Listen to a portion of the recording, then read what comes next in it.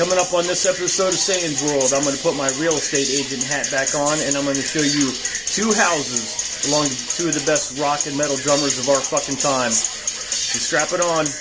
Another episode of Saynedogg World coming right at you.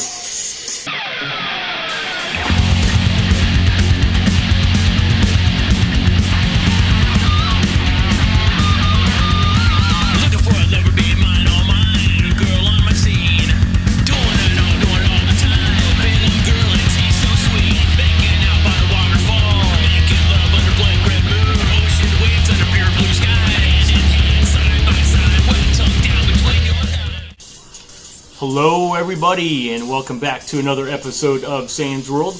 I'm your host, Justin Sane, in case you don't know who the fuck I am. Also the guitar player from the band Cruella de Vil.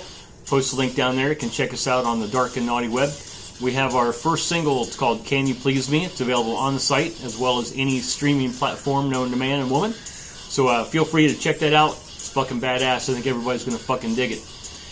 Feel free to hit me up on Instagram. I am at justinsane.music. The band is on there as well. It's at cruella.deville.music. We got some fucking kick-ass shit happening on both those pages, so yeah, fucking check that shit out. Let's get to today's episode. I've got two houses to show you guys. One belongs to Motley Crue drummer Tommy Lee. He moved in last April, but it's been renovated. Got some new pictures I'm going to show you. As well as the former house of Pantera drummer Vinny Paul. Recently just went up for sale for $750,000. I'm going to show you pictures. Now, Vinny Paul's house is for sale. However, M. Shadows, the lead vocalist from Avenged Sevenfold, has other plans for the house. He recently put this up on social media. I'm going to drop it to you guys. He's got some fucking kick-ass ideas for this house. So, hang out everybody. Strap it on.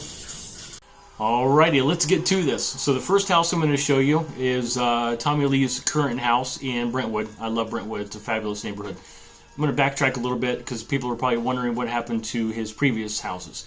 So if you're familiar with Tommy and Pam and all that jazz, and if you used to watch the MTV show Cribs, at that time, from the mid-90s on, he lived in Malibu. That house is no longer around because of the California wildfires. It was burned down several years ago. In 2007, he bought a house in Calabasas. Calabasas is known for having a lot of celebrities around, and it's pretty fucking crazy. So Valentine's Day, I'm going to start showing you the house. So in Valentine's Day, 2019, he got married to Brittany. So they started looking for a house of their own. They found a house in Brentwood. They bought this house in May of 2021. And the reason I'm just showing this now is because I have some updated photos, which I think you'll dig. Here they are. So he bought the house for $4.15 million. It's got 4 bedrooms, and it's a little over 4,200 square feet. So as compared to his Calabasas house, it's half the size. You can tell from the pictures, it's got an open floor plan. It is Zen-inspired, which Tommy Lee is into. It's got wraparound glass, Japanese cabinetry with Brazilian mahogany. It's got spacious dining and kitchen opens up to a pool with waterfalls, a dining deck, fire pit, barbecue island, greenhouse, garden room. So I'm going to get a little bit into that later. So you got the double high ceilings. It even has heated floors. It's got a bedroom office with a spiral staircase that leads to a yoga room, meditation space, and it's got 2 extra bedrooms on a separate wing. So let me get back to this garden area, because this is pretty cool. Some of these pictures are just spectacular. So his garden area has unique plants, ferns, which I'm not a fan of. It's got bamboo. It's got outstanding stonework. It's got magical pathways, which is awesome. Tons of waterfalls. It's got an herb garden. Of course, a koi pond. Tommy Lee loves koi ponds. It's got and also it's got an authentic Japanese tea house, which is pretty common in Japanese houses. But this house is just badass. So I just wanted to show you this picture. Show you these pictures. It's a fabulous house, and Brentwood. It's a really nice area. Several years ago, I was out there, spent about 3 or 4 days out there, and got to know the area, somewhat. But it's a fabulous area. Love Brentwood. So That's also where O.J. Simpson used to live when all that stuff went down. But we won't talk about that. So, all right, on to the next house. Alrighty, welcome back. Alright, so this second house I'm going to show you was owned by Pantera drummer Vinny Paul. So I've got the address. It's 1209 Hickory Valley Court. It's in Arlington, Texas. It's located up on a hilltop, so it's got spectacular views. Let me give you some of the, I'm going to show you some pictures on here with a couple of interesting stories about this. So it is a single family residence. It's got 4 bedrooms. One listing says 4 bedrooms. One listing says 5 bedrooms. So we're just going to go in with we'll just go ahead and go with 4.5 baths. It was built in 1995. It's got central heat and gas, central air and electric. It's got 2-car garage, located on almost a little bit shy of 1.5 acres, and the price per square foot, in case you're wondering, is $198. Let me run down some other information on here. So it is on sale for $750,000, and in case you're wondering, with the estimated mortgage payment, is about $4,400 a month. This is crazy. Let's see. It's like I said, it's square feet. It's a little bit shy of 3,800 square feet. So as I show the pictures, you're going to notice a lot of these pictures are kind of black and white checkered. Not sure if that was Vinny's design or whatnot, but yeah, all this is in black and white. As you can see, there's nothing in there. There's no furniture in there. It's got some of an open floor plan. I love the bathroom. It's got like a hot tub, like a bath, or yeah, it looks like a hot tub in the bathroom. It's pretty cool. I'm not sure what kind of countertops those are, but you know, it's pretty, like I said, it's pretty much all black and white. So it's got spectacular views. You can see in here. It's got it's got a pool, hot tub out there. Yeah, this is a badass property. So yeah, if you got $750,000, or at least I don't know how much they would say the down payment on here was, but yeah, it's quite pricey. Now this house has quite a history, because a lot of the the rock stars that would come through the Dallas area,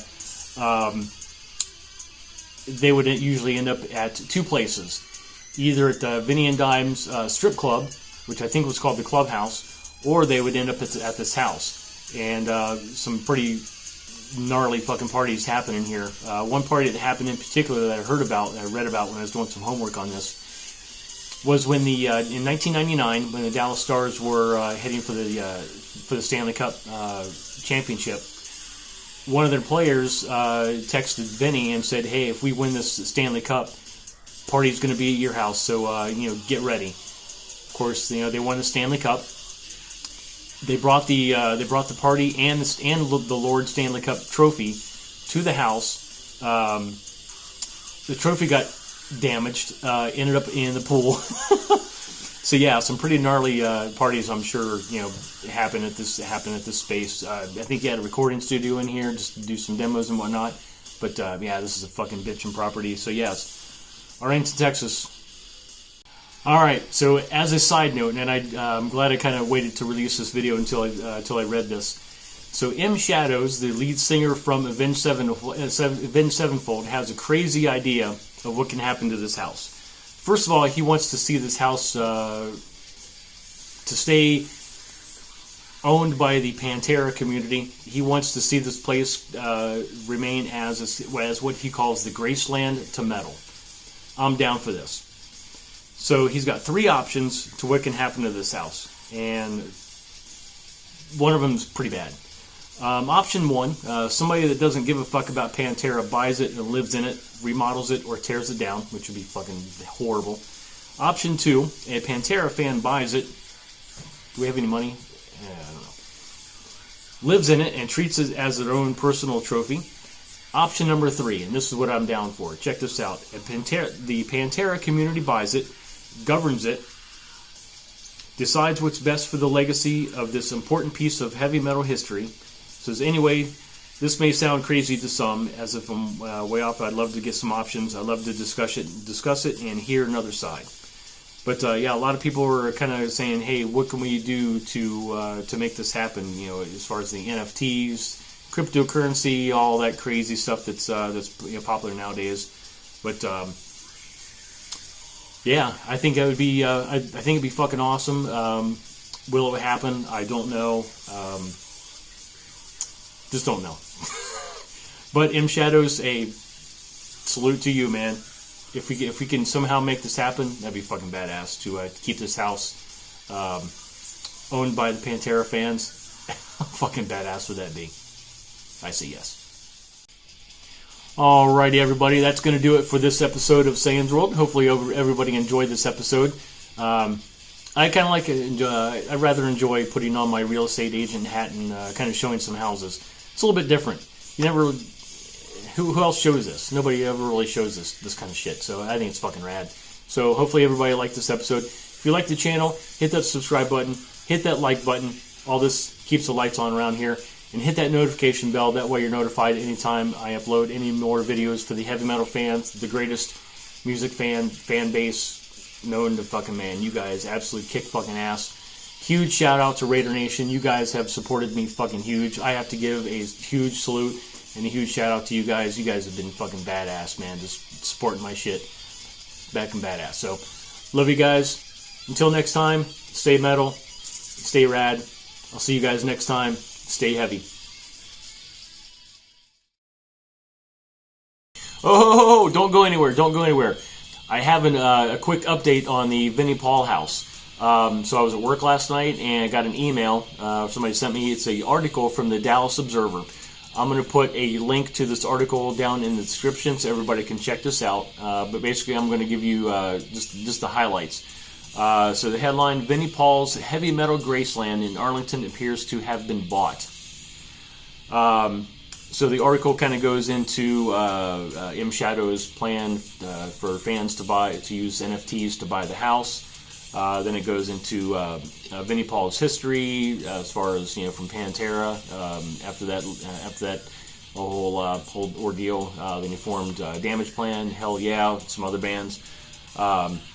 So it says, nearly 4 years after Vinny Paul's death, the 3,784 square foot home with 30-foot barrel ceilings and checkered tile floor, which we saw, went to the market in early February for $750,000, a steal for a mansion with a safe room, a hidden sex room, and decades of rock star mojo on a hilltop in the hottest retail market in the country.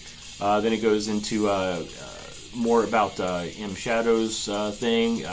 Zach Vengeance sent him the article. Of course, then M Shadows went to Twitter. Says this is a place where any musician that came through Dallas would come after a long night at Vinny's famous strip club, or which was of course called the Clubhouse, or after shows. Musicians, actors, you name it. It was like the Graceland of heavy metal. M Shadows tweeted out. So then it goes more into the house. More into Vinny Paul and Dimebag's history. Let's see more about the Clubhouse. Kind of what it was like there. Let's see. It's got a few pictures.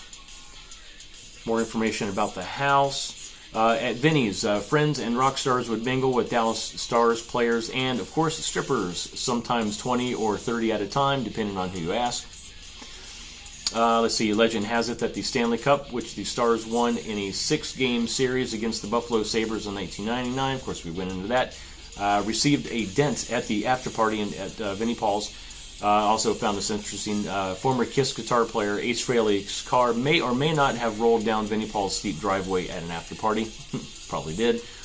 Goes more into the house, some funny stories about the house. Yeah, this is a really cool article. Like I said, article's going to be the link to the article is going to be in the description if anybody wants to check it out. But yeah, it just came out that somebody has put an offer in the house. I'm not sure if it's an escrow or not.